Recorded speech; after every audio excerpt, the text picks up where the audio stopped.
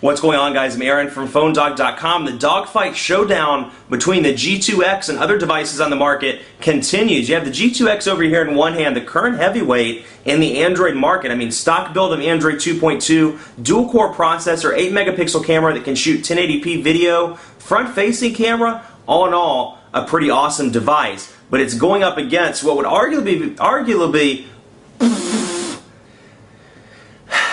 What's going on, guys? I'm Aaron from PhoneDog.com. The dogfights between the T-Mobile G2x and all the other devices on the market continue this week. Here it is, the T-Mobile G2x, what is arguably the best Android device on the market right now, at least one of the best Android devices on the market. Dual-core processor, 8-megapixel camera, front-facing camera. That 8-megapixel camera can shoot 1080p video. Android 2.2, a stock build of it nonetheless, and much more. It's a well-equipped device, does well in testing, and more, but it's going to go up against the device that's arguably one of the best smartphones on the market, even months after it came out, the Apple iPhone 4. Both awesome in their own right. 1 gigahertz, or rumored 1 gigahertz A4 chip over here, 5-megapixel camera, front-facing camera, and 3.5-inch display. Which one of these is the one to have?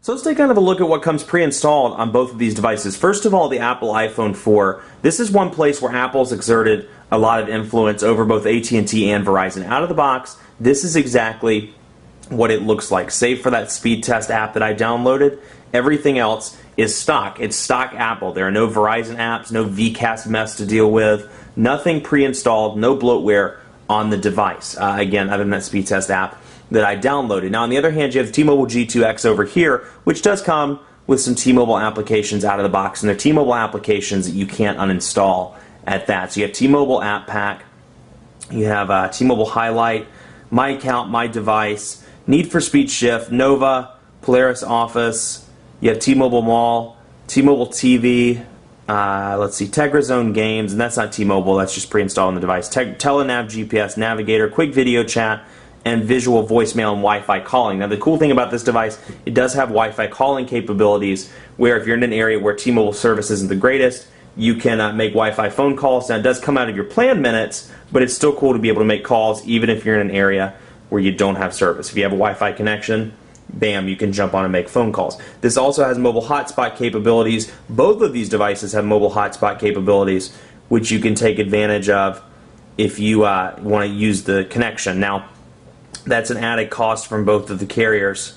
Sorry, I'm trying to talk and find it at the same time. That's an added cost from both of the carriers, but at least you have the capability of doing it. And I can't remember. I'll have to go through and find it on the Verizon one, but it's down here in settings on the T-Mobile G2x. We can go in here, go to wireless and networks, scroll down, tethering and portable hotspot, and you can do the same thing here as well. Jump onto your portable hotspot and use it. Now, this is on 3G, so CDMA EVDO revision A. Pretty slow. This is on HSPA Plus if you're in an HSPA Plus market. So if you're in an HSPA Plus market like I am in Charlotte or anywhere else in the nation that T-Mobile has it, it's going to be much faster than the iPhone 4 in most cases. So something to keep in mind there. If you are using it for portable hotspot, that may be the thing that sways you to T-Mobile if you're in an HSPA Plus market. If you're not, you're still in an edge market or you're in a slow 3G market, it's apples to apples. So something to keep in mind. But let's take a look. Another thing that's big on both of these devices, their respective app stores. This is something where, to this day, the Apple iPhone outweighs, and just iOS products in general, the iPhone, the iPad, the iPod Touch, outweigh anything Android has to offer. And that's because it has a fantastic ecosystem. Out of the box, I can get one of these for my mom, for my grandma, for a brother, sister, whoever, and within 5 minutes they can be downloading music, they can be downloading apps directly to the device thanks to iTunes and App Store. Now, I understand, this is where commenters cry foul in the YouTube comments, and they say, well, you have double twist, you have all these things. Doesn't matter. It's not a native Android application. It's not something where I can pull this out of the box, show it to my 60, however old she is, relative, I can't remember, 69-year-old relative, and say, I need you to download some music. I want you to download your favorite song on this. Much, much easier to do on this, and it's all through an ecosystem with Apple. The billing is Apple. The apps are Apple. Very easy, very simple and easy to use. So let's take a look at the App Store, for example, and we'll go back here. just so we can see, and we'll go to the top 25, and you can see what it looks like. It's a very simple layout.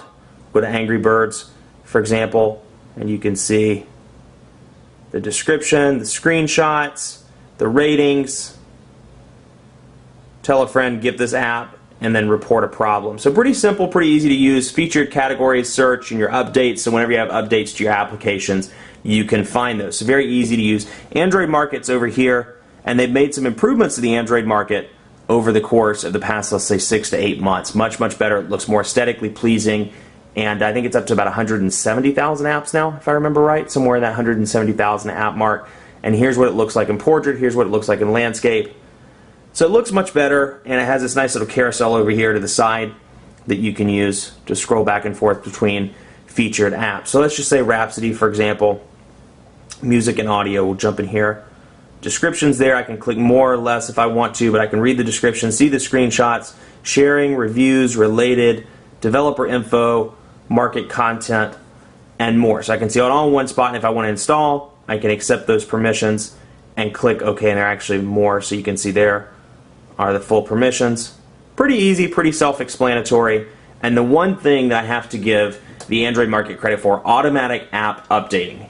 Huge, huge, huge, because the iOS does not have that. So whenever my weather channel needs to be updated, it puts up this big ugly 1 right beside the weather channel, or in the App Store, it'll put up this big ugly 1 right here at the updates, and it'll say that I need to update the app. And anytime I update the apps, it requires me to put in my password. Now I get that for downloading, for upload, or for updating. Not really. You don't need to put in your password. I don't see a need to do that. It's not a security risk, in my opinion. With this, once you get that weather channel update, it auto-updates your device, and you have the freshest version of the software available. So ecosystem goes to the iPhone 4. The actual automatic app updating stuff, and just kind of general logistics, if you will, go to the T-Mobile G2x. So it wouldn't be complete unless we covered email, and you can see here it is, the newer version of Gmail for Android, and then the iOS mail over here. So you can see one of my favorite things about Gmail is, and this is the newer version, so you see I have the option to switch between my various inboxes. I like the ability to mark a bunch as read. I get a lot of email throughout the day, so the ability to mark 30 or 40 email messages that I don't need to read as read is very, very cool and very a nice feature on the device. You don't get that on iOS. You do have to physically scroll through each and every one of these until, I'll show you right here, for example. Scroll through each and every one of these, just up, up, up, until they load and you've marked those as read. Otherwise, I think the mail interface on iOS is much more simplistic, easy to use. If you go back to mailboxes, you can get a kind of an in-depth look at what your individual boxes look like. You can edit, and then you can move those around if you want to by clicking there, and you can move them to sent mail, to trash, to etc., to spam, and things like that. So you can move them around, and that's the on part. You do have the ability there, but you can't actually mark as read, which seems kind of odd to me. To click a new message, click there, start your new message, very, very easy. And then with this one thing I like, for example, you can see, we'll scroll up here. Actually, that's probably not a good one. Let's do Moto Blur, for example. I like the fact that the header stays at the top of the page. So you're scrolling down, like, who sent me this email? You can see that Blur service is up there, so you can reply to the message directly or forward it directly from the header itself. Like I said before, the big thing here, the media ecosystem. Everything you download from iTunes shows up in your iPod. So this thing is basically an iPod with a phone. So you have your music, you have iTunes where you can automatically download music, and then you can sync it with your computer. So you have this nice circular ecosystem that you don't necessarily get with this device, or not necessarily, you don't get it at all with this device out of the box. There are some workaround programs, but in terms of music, you either have to bring your own on an SD card or a micro SD card, or find some sort of program in the Android market to take care of it. So something to keep in mind, if music and web browsing is your thing, I'd probably recommend the iPhone 4. If internet, or if messaging, email, things like that, push email is important to you, you want the bigger display, I'd probably say G2x. Let's do a quick camera test, and we'll use the Droid Incredible 2, which just came out, to see which camera is the best. Now this is just still shots. This is not, or these are just still shots. These are not, or is not rather, can't talk today, is not taking into consideration the video recording of both devices, because this does shoot 1080p video. So let's see, get that cleared off. I don't know why it's not zooming in. There we go. So you can see Verizon there, 8 megapixel camera on the G2X, 5 megapixel camera on the iPhone 4. Sure. Picture quality, much, much better on the iPhone 4. Picture quality on this device still outweighs almost any device in the market. In my opinion, that HDR capability is absolutely fantastic. So speed test on both of these devices will be interesting. Verizon's 3G is pretty slow across the board. Well, yes, current location. Very slow across the board, consistently between about 1.2 megabits per second and 1.5.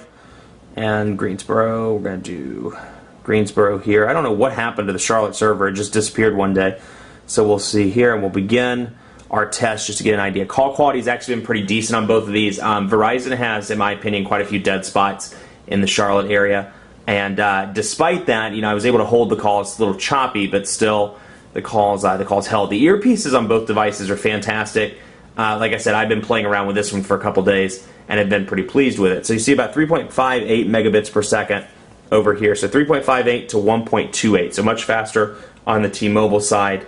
And on the upload, you're looking at about, actually pretty low on T-Mobile for HSPA+. Then again, it's 4:50 as I'm shooting this. I am beside an interstate, and this is rush hour time, kind of rush hour-ish time. So something to keep in mind. The 3.58, 1.28, T-Mobile G2X wins the cake. So somebody's got to win the dogfight. These are both honestly excellent devices that I would recommend to a lot of different people. But one of them has to win, and the winner of the dogfight, in this case, is the T-Mobile G2X. I have to give it to it by hair. One for the larger display, even though this has the Retina display, obviously larger display, easier to type on.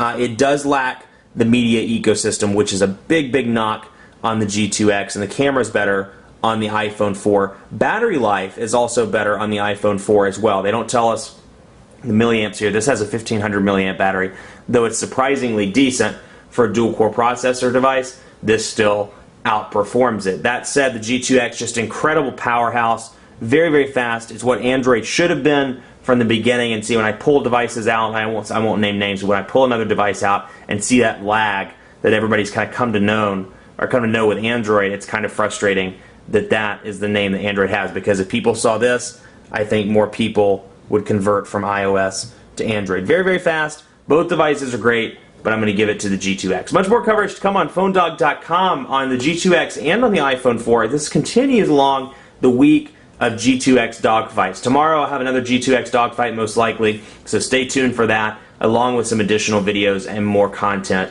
surrounding both devices and some other devices. The Droid Charge comes in this week. The Droid Incredible 2 just came in today, so stay tuned for that. Follow us on Facebook as well, or like us rather, facebook.com/PhoneDog. We're giving away iPads, phones, all kinds of good stuff as part of our Colossal iPad 2 and smartphone sweepstakes. Read the instructions and more at facebook.com/PhoneDog. Click on the sweepstakes button and be sure to like me or follow me. I can't talk today. Follow me on Twitter, PhoneDog_Aaron. Ask me any questions. You think it was a smart decision? You think the iPhone's the winner and it's always going to be the winner? Let me know, PhoneDog_Aaron. Thanks so much for watching. We'll see you next time. Have a great day.